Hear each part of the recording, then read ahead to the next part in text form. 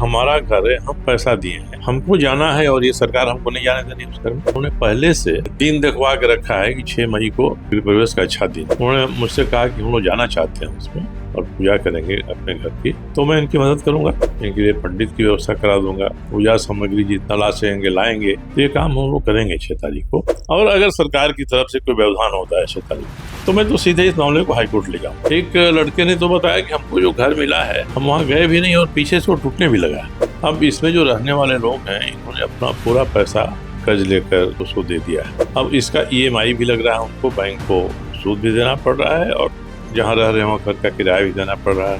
तो ये स्थिति वहाँ की है। तो ये तो शर्मनाक स्थिति है। राज्य की सरकार को इससे शर्म आनी चाहिए कि जो लाभुक हैं वो कहीं कहीं से अपना पेट काट कर पैसा का जुगाड़ किए हैं और सरकार उनको उनके ही घर में नहीं जाने दे रही है, रोक रही है। फिर क्यों रोक रहे हैं?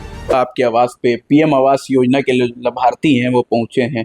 लगभग कई सालों से उनका जो आवास है वो नहीं मिला है, जिसके कारण EMI का बोझ उन पे पड़ रहा है। तो आज जैसे आपने उन्हें बताया कि 6 मई को वो गृह प्रवेश करेंगे, खुद पंडित और जो टेंट का व्यवस्था खुद करेंगे, इस पर थोड़ा विस्तार करेंगे। देखिए, जब मैं जमशेदपुर पूर्वी क्षेत्र का विधायक था 5 साल पहले, तो उस समय PM योजना आरंभ हुई थी। इसके आरंभ काल में लेट लतीफ़ी हो रही थी, तो मैंने दबाव डालकर उस कार्यक्रम को 2020-21 में मैंने तेज कराया था। और हम लोग सुनिश्चित कराते थे कि जो नींव है, नींव में काला ईंटा मत डालो। तो घूम कर रोज हम लोग देखते थे। उद्देश्य यही था कि समय पर पूरा हो जाए। अब जो लाभुक इसके हैं वे लाभुक भी बहुत कम हैं, क्योंकि यहाँ 31 ब्लॉक बनने थे, केवल 2 ब्लॉक बनकर आज तक तैयार हुए हैं। अब इसमें जो रहने वाले लोग हैं इन्होंने अपना पूरा पैसा कर्ज लेकर कहीं से लेकर उसको दे दिया है। 4 लाख देना था उनको, वो पैसा उन्होंने दे दिया। अब इसका EMI भी लग रहा है, उनको बैंक को सूद भी देना पड़ रहा है और जहाँ रह रहे हैं वहाँ घर का किराया भी देना पड़ रहा है। अब इनको लोग 6 महीना से आश्वस्त करें कि आज कल परसों में आपको हम घर की चाबी दे देंगे, वो घर की चाबी नहीं दे रहे हैं। तो ये लोग पीड़ित थे। 2 दिन पहले भी मेरे पास आए थे, आज तो बड़ी संख्या में आए, करीब 200 लोग आए थे। और कई ऐसे लोग थे जो बड़ी दर्दनाक कहानी बताते थे कि हमारे पिताजी की इच्छा थी कि इस घर में हमारा परिवार चला जाए, मगर घर नहीं मिला, पिताजी भी नहीं रहे। ऐसे कई लोगों ने अपनी बातें बताई, अपनी आर्थिक कठिनाई के बारे में बताया और कहा कि हमारा घर है, हम पैसा दिए हैं, हमको जाना है और ये सरकार हमको नहीं जाने दे रही है उस घर में।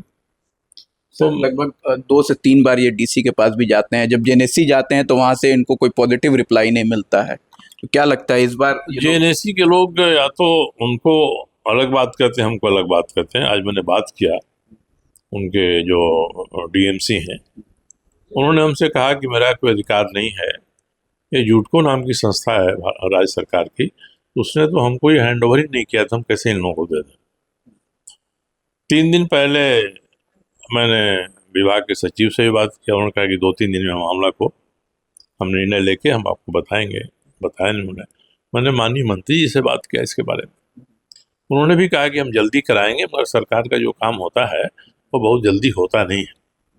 मंत्री जी का कहना था। हाँ, मैंने उसमें थोड़ी देर लगती है, मंत्री जी का ही कहना है कि सरकारी काम में थोड़ी देर लगती है, मगर हमने कहा देर की भी एक सीमा होगी ना, देर तो पहले ही बहुत ज़्यादा हो चुकी है। तो आज ये लोग मेरे पास इस उम्मीद में आए थे कि उन्होंने पहले से दिन दिखवा के रखा है कि 6 मई को गृह प्रवेश का अच्छा दिन है। उन्होंने मुझसे कहा कि हम लोग जाना चाहते हैं उसमें। तो मैंने कहा देखिए भाई, मैं आपको किसी तरह से उकसाने का काम नहीं करूँगा कि आप जाइए और गृह प्रवेश करिए। अगर आपको लगता है कि नहीं हमको जाना है तो इसमें मैं आपकी मदद कर सकता हूँ। तो उन्होंने कहा कि हम लोग जाना चाहते हैं। तो मैंने उनको ये कहा कि आप जाना चाहते हैं तो जाने की तैयारी करिए, मैं आपके लिए जो वहाँ जो ज़रूरियात की चीज़ें होंगी पूजा करने में उसकी व्यवस्था मैं करा दूँगा।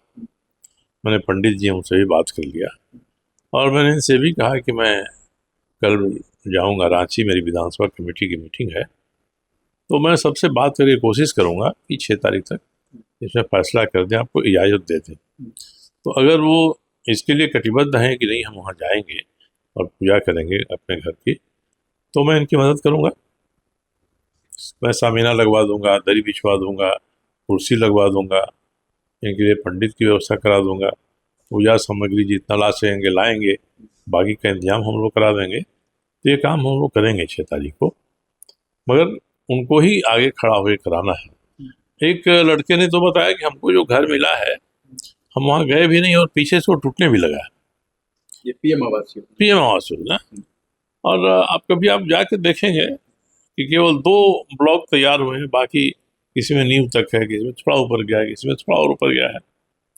तो ये स्थिति वहाँ की है। तो ये तो शर्मनाक स्थिति है। राज्य की सरकार को इस पर शर्म आनी चाहिए कि जो लाभुक हैं वो कहीं कहीं से अपना पेट काट कर पैसा का जुगाड़ किए हैं और सरकार उनको उनके ही घर में नहीं जाने दे रही है, रोक रही है। आखिर क्यों रोक रहे हैं आप? बन गया है, उनको मिल गया है, उसमें आधा लोगों ने बिजली का मीटर लगवा लिया है, आधा लोग लगवाने के लिए तैयार हैं। मैंने जीएम बिजली विभाग के उनसे बात किया, उन्होंने कहा कि हम इनके लिए स्पेशल कैंप लगवा देंगे, लोग बिजली का कनेक्शन ले लें। तो ये सारी चीज़ें जब हो गई हैं तो आप जाने से क्यों रोक रहे हैं उनको? और इसीलिए मैंने कहा कि मैं आपके साथ खड़ा रहूँगा 6 तारीख को, और अगर सरकार की तरफ से कोई व्यवधान होता है 6 तारीख को तो मैं तो सीधे इस मामले को हाईकोर्ट ले जाऊँगा कि भाई ये सरकार लाभुकों के साथ, जो गरीब हैं, कमज़ोर हैं, उनके साथ इस तरह का व्यवहार कर रही है। तो न्यायालय देखेगा, अगर सरकार व्यवधान डालेगी 6 तारीख को, नहीं पूजा करने देगी इनको, कायदे से इनको ताला खोल देना चाहिए, ये अपना ताला लगा लेते घर में। अब घर में जाएंगे तब पता चलेगा कि कमरों की स्थिति क्या है, कहाँ टूटा है, कहाँ दरार पड़ी है, कहाँ जाले लगे हैं, क्या है, ये सब जाएंगे अंदर तब पता चलेगा। तो सरकार की तो सदा सहता इतनी होनी चाहिए, मानवीय दृष्टिकोण होना चाहिए कि जितना जल्दी हो सके 1 आदमी, 2 आदमी, 4 आदमी जो तैयार है उसमें जाए, रहना शुरू किए।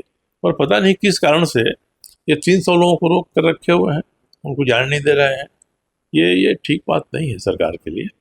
इसलिए मैं माननीय मुख्यमंत्री से भी दरख्वास्त करूंगा कि भाई आप इनकी पीड़ा को समझिए और इनको अपने ही घर में जाने दीजिए।